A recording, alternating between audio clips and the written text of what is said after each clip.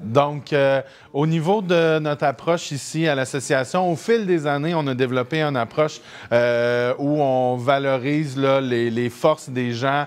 Je vous dirais que ça s'est fait naturellement au fil des années. Moi, ça fait 15 ans que je suis dans l'organisation. Je suis éducateur spécialisé de formation. Donc, on a vu au fil des années une approche. On avait une idée de comment on fonctionnait avec les personnes TCC. On expliquait à nos collègues. On travaillait aussi avec le Centre de réadaptation, des formations qu'on avait de ce côté-là.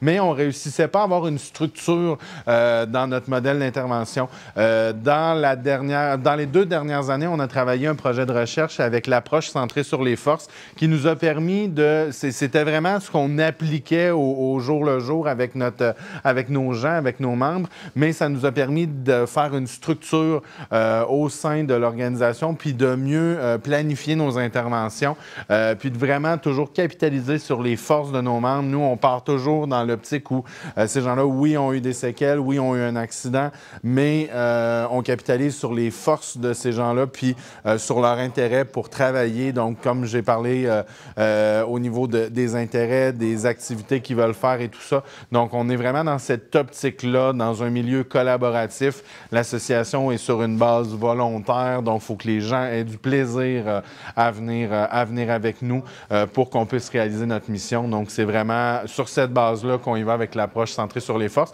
Ça nous a permis là, de documenter aussi notre approche et de faire le suivi qui s'impose par la suite.